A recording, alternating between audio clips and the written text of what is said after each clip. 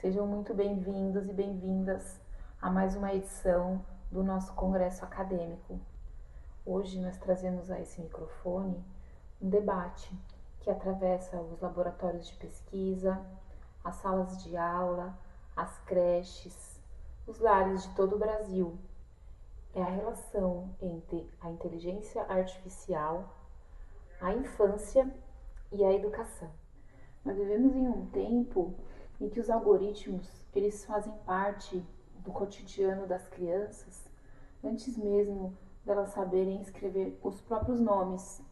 Dados recentes da pesquisa da TIC Kids Online Brasil revelam que plataformas como o YouTube e TikTok elas são acessadas diariamente por mais da metade das crianças e adolescentes de todo o Brasil. Junto com esses acessos vem uma avalanche de estímulos, de publicidade e, além disso, nos últimos anos também de sistemas de inteligência artificial que moldam o que se vê, o que se consome, o que se aprende. Ao mesmo tempo, pesquisas nos alertam que 75% das crianças na primeira infância passam mais de 4 horas por dia na frente das telas. E os efeitos sobre o desenvolvimento da linguagem, da autorregulação e da capacidade de interação social, eles são objetos de preocupação entre os educadores, entre as famílias, entre a medicina, entre os pesquisadores. Mas a tecnologia também chega às mãos dos professores como uma ferramenta poderosa. A IA ela já é usada para planejamento de aulas, para documentação pedagógica, para a identificação de aprendizagens invisíveis, para a organização de uma forma geral do trabalho docente. Ela nos é benéfica também. A questão, portanto, não é resistir à tecnologia, é aprender como habitá-la com ética, com criticidade e com centralidade pedagógica. E para debater essas questões tão urgentes, nós receberemos hoje 3 pesquisadores e educadores que vem construindo conhecimento nessa fronteira entre a infância, a tecnologia e a educação. Então, vamos aqui iniciar o nosso diálogo. Nós começamos por um ponto que tem gerado muito debate nos meios acadêmicos e nas redes de educação. O que, afinal, a inteligência artificial está fazendo dentro das escolas e o que ela pode ou deve fazer? A inteligência artificial ela já está presente na rotina de muitas escolas e muitos professores, seja na forma de plataformas adaptativas, de assistentes de planejamento ou mesmo ferramentas de documentação pedagógica. Como vocês avaliam os impactos reais dessa presença no processo de ensino e aprendizagem? Quais são as contribuições mais concretas e, ao mesmo tempo, quais são os riscos que nós precisamos ter na mira? Certamente, a IA traz muitas contribuições na organização do trabalho pedagógico. A IA está presente nas escolas, ela já se faz presente, mas o ponto concreto que é importantíssimo que seja destacado é que ela precisa ser utilizada como uma ferramenta de apoio ao trabalho do professor, na elaboração dos seus registros, no planejamento do seu trabalho, na organização da documentação de modo geral. Dessa forma, o professor terá a possibilidade de definir como ele utilizará o seu tempo, que é um fator muito precioso para nós, que somos da educação, na intervenção dos alunos e no atendimento das necessidades específicas que acontecem dentro do espaço escolar. De todas essas inovações que estão acontecendo por aí, elas são muito importantes. Porém, quando falamos de primeiríssima infância, que são os primeiros 6 anos de vida de todo ser humano, a gente tem uma certeza absoluta que não devemos usar IA com crianças pequenas. O que é importante nessa idade é o brincar, é a exploração sensorial, é o pular, é o movimento, é o sentir. Tudo isso vai ser muito importante nessa primeiríssima infância. Por isso que as telas e a IA não são recomendadas, né, nos primeiros 6 anos de vida, porque tira a descoberta real do mundo, né? O sentir, o brincar, o pegar, a viver a experimentação do jeito que ela tem que ser. A tela não vai proporcionar isso, porque ela não tem essa troca, ela não tem afetividade, ela não tem nada disso, ela só vai jogando um monte de estímulos, e a criança não pode nem interagir como isso vem ou vai na sua própria vivência. Acaba que nenhuma plataforma, nenhuma tela, nenhum algoritmo vai ser capaz de proporcionar à criança o que um brinquedo pode proporcionar. A sensação de pegar, a sensação de criar, a sensação de sentir, a criatividade que vai partir dali. Principalmente quando a gente fala dos brinquedos não estruturados, que são uma potência em aberto, que não está fechado. Não é igual um brinquedo que um carrinho, a criança pode brincar do quê? De carrinho, de boneca, ela simplesmente vai brincar de casinha. Com a panelinha, ela simplesmente vai fazer a comidinha, mas quando a gente dá uma caixa de papelão, aquilo abre um leque de possibilidades. Pode ser um navio, pode ser uma tela para pintar e desenhar, pode ser um foguete, pode ser um fogão, poderá ser milhões de coisas em momentos diferentes para a criança. Isso nenhum brinquedo estruturado vai proporcionar e muito menos uma tela, que vai ser cheio de limitações. Além disso, os brinquedos não estruturados vão desenvolver muitas outras coisas. A imaginação, a linguagem, o pensamento crítico, regulação emocional e principalmente a socialização. Porque quando a criança não está sozinha e ela cria alguma coisa, ela tem que mostrar para o outro o que está na sua imaginação. Se aquele é um avião, ela vai mostrar aonde que ela viu aquele avião, como que eles podem brincar com aquele avião. E isso vai proporcionar coisas que a IA não pode proporcionar. A interação humana, o social, o diferente, a ideia do outro, a construção conjunta de coisas que só uma outra criança pode proporcionar. Porque enquanto a tela vai paralisar, deixar a criança inerte naquele estado de só assistir, o brinquedo ele vai libertar, ele vai dar movimento, ele vai dar criatividade, ele vai dar muitas outras coisas. Ele vai dar a liberdade, e a brincadeira é o eixo central do desenvolvimento da criança na primeiríssima infância. Por isso que o brinquedo e a socialização não pode ser substituído por tecnologia, muito menos pela IA. O uso de telas na primeira infância, ele não é individual. Ele já tomou uma proporção estrutural. Nós temos acesso a dados que mostram que crianças chegam à escola já dependentes de dispositivos, com dificuldade de atenção, de regulação emocional, de interação social. Algumas crianças não conseguem brincar com seus pares, não conseguem conversar e apresentam dificuldades também com relação aos educadores. Enfim, essas são algumas consequências diretas de uma exposição precoce, sem mediação, sem atenção, sem o acompanhamento. Então, diante desse cenário, defender que a IA não seja inserida na rotina da criança pequena é um ponto, ético e técnico, porque vem amparada pela neurociência e pelo direito à infância. Nós temos algumas regulamentações que mostram, a questão da idade de 16 anos, a importância de não deixar esse conteúdo e esse uso livre até essa idade. Mas eu vou além. Esses passos são importantes, sim, mas esse cuidado, essa proteção, ela começa muito antes. Ela começa em garantir que a primeira infância ela seja vivida com brinquedos, com brincadeiras, em contato com a natureza, que essa criança possa vivenciar o afeto e que ela possa ter presente ali ao seu lado e nas interações a presença humana, não com algoritmos. Palavras essenciais. Porque a escola que está protegendo o brincar está protegendo o desenvolvimento.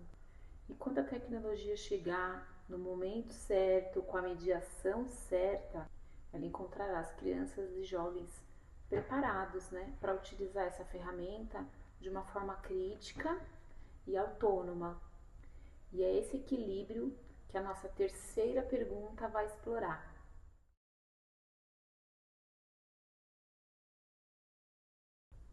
Pesquisas têm documentado os impactos sobre o uso excessivo de telas no desenvolvimento infantil. São os atrasos na fala, dificuldade de atenção, dificuldade de autorregulação emocional. Ao mesmo tempo, nós sabemos que o brincar livre, as interações presenciais e o contato com materiais não estruturados, eles são insubstituíveis para o desenvolvimento de uma infância saudável, né? O desenvolvimento cognitivo, motor, emocional e social da criança. Como a escola e a família podem atuar juntas para garantir às crianças o direito a essas experiências em um mundo cada vez mais mediado por telas? Muito obrigada pelas contribuições, né? Fica evidente que há uma distinção fundamental, né, a ser feita.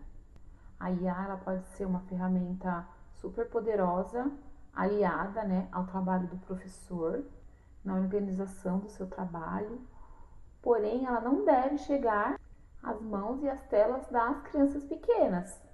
Essa distinção é o fio que costura todo o nosso debate, né, toda a nossa reflexão de hoje. Muito bom. Se falarmos sobre o que a tecnologia tem para oferecer à educação, nós temos que olhar com cuidado também para tudo aquilo que não é capaz de oferecer e que nenhum algoritmo irá substituir. Nós estamos falando do brincar, da interação humana, da experiência com o tempo livre, do contato com a natureza, da expressão corporal, do conhecer-se. Essas são as linguagens fundamentais da primeira infância. E a pesquisa ela é clara.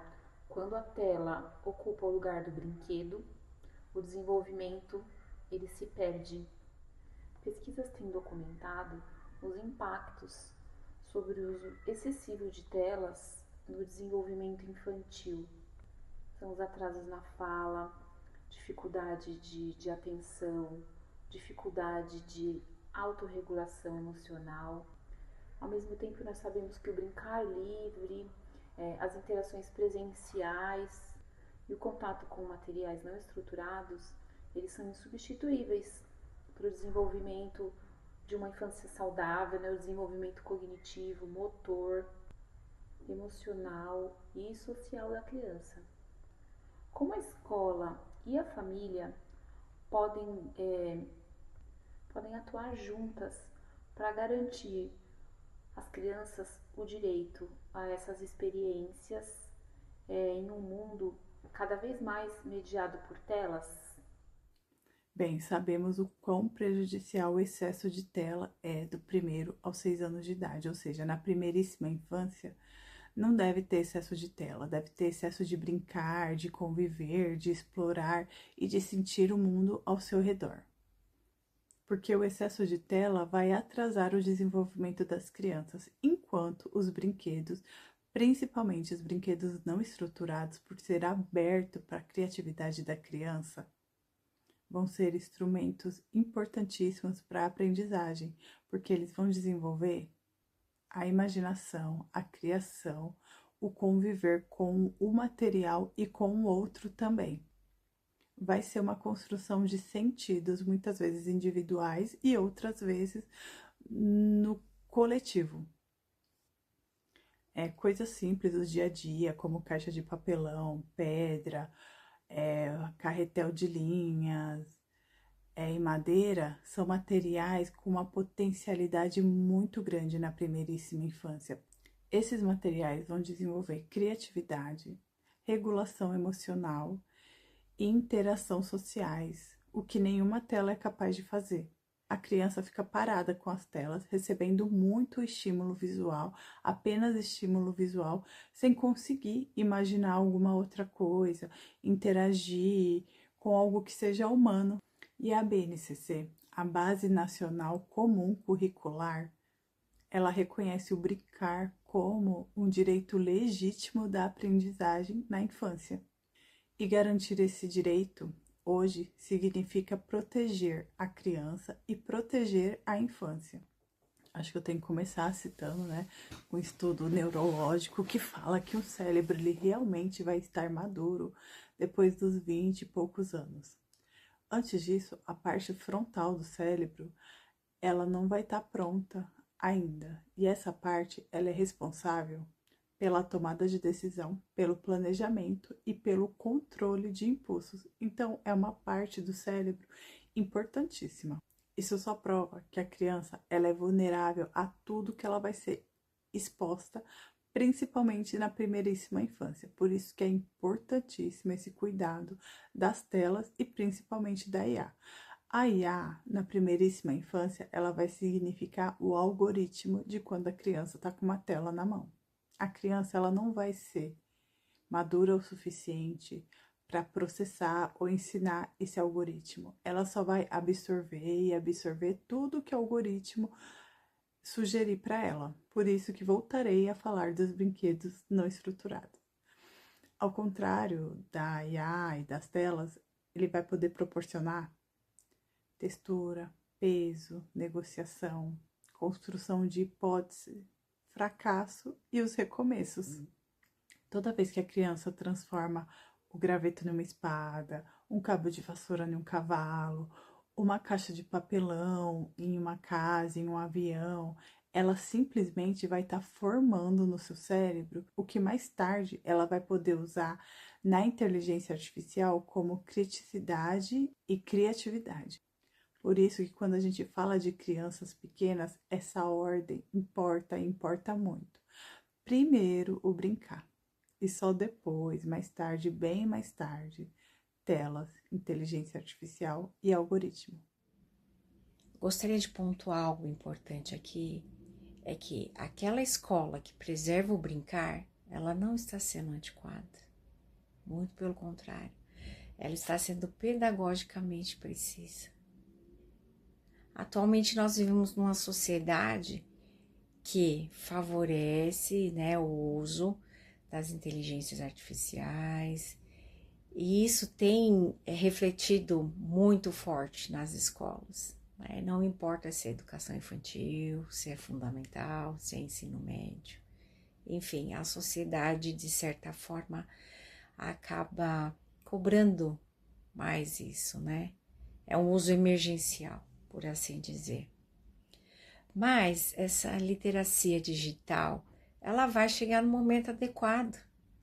Não há necessidade de pular etapas, E ela vai acontecer de uma maneira muito mais sólida, mais consistente, para aquela criança que brincou, que explorou, que desenvolveu a concentração, a imaginação, que conseguiu estabelecer relações humanas, afetivas.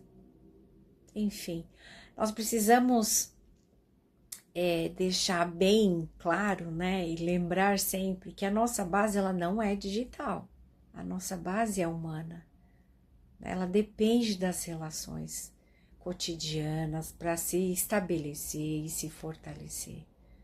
A tecnologia ela vem depois com uma orientação, com um propósito específico de uso, Mas essas tecnologias, elas nunca vão substituir a experiência vivida. E elas também, apesar de contribuírem, com algumas questões, mas elas não vão nos ajudar a nos tornar. Respondendo à pergunta, enfatizo que educadores, familiares e formuladores de políticas públicas precisam ter um entendimento sobre a importância de manter a primeira infância distante das telas, da IA ou de qualquer outro recurso tecnológico que venha interferir no seu desenvolvimento. Isso não é conservadorismo, né? Isso é manter as possibilidades de acesso ao brinquedo, à brincadeira e a diferentes experiências que precisam fazer parte desse momento da vida do ser humano. Palavras essenciais, porque a escola que está protegendo o brincar está protegendo o desenvolvimento. E quando a tecnologia chegar no momento certo, com a mediação certa, ela encontrará as crianças e jovens preparados, né, para utilizar essa ferramenta de uma forma crítica e autônoma. E é esse equilíbrio que a nossa terceira pergunta vai explorar. Chegamos ao centro da discussão desse podcast, porque nós não estamos contra a tecnologia. Nós estamos apenas perguntando como usá-la bem, como fazer o melhor uso dela. E essa pergunta ela tem uma dimensão que raramente ela se aborda com a profundidade que ela merece, que é a das etapas da educação infantil. Porque a criança de 2 anos, a criança de 6 anos, o adolescente de 15 anos, ele tem necessidades e algoritmos diferentes. Eles não são a mesma pessoa diante de uma tela. Cada um tem as suas necessidades, as suas vulnerabilidades e as suas possibilidades. Essa é a nossa questão mais reflexiva, levando em conta as etapas do desenvolvimento infantil, o estímulo ao pensamento crítico e o risco do uso excessivo das tecnologias. Em que momento e de que forma a inteligência artificial deve ser inserida na vida do estudante de um modo ético, que seja equilibrado também e que seja pedagogicamente adequado? E diante de tudo que nós discutimos hoje, qual é a mensagem mais urgente que vocês deixariam para os educadores, para as famílias e para os formuladores de políticas públicas? A mensagem que gostaria de deixar hoje é que na primeira infância, de 0 a 6 anos, a IA não deve ser utilizada diretamente pela criança. O ambiente de educação infantil, ele deve ser organizado, protegido, para favorecer esse brincar, favorecer a exploração, o movimento, né, o estabelecimento das relações humanas. E se tiver o uso da IA, que seja exclusivamente do professor, para planejar, documentar, organizar, refletir a sua prática. Nos anos iniciais do ensino fundamental, penso que a IA ela pode aparecer gradualmente, como apoio à aprendizagem, sempre com uma orientação docente, com intencionalidade já definida pelo professor, e também exige uma mediação ativa. O estudante ele precisa saber, né, o que ele está usando, qual ferramenta ele está usando, o que ela faz, o que ela não faz. E por fim, nós temos a adolescência.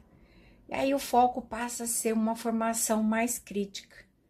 O jovem ele aprende a questionar o algoritmo, a proteger a sua identidade e a usar a IA como instrumento de criação e não de passividade. Eu gosto muito de pensar esse uso da IA e o desenvolvimento, né, humano como uma árvore. Então nós teríamos aí de 0 a 6 anos as raízes, né, a educação fundamental, os anos iniciais da educação fundamental, o tronco, que é para dar a sustentação. E por fim, na adolescência, nós teríamos a copa, né? Já na adolescência.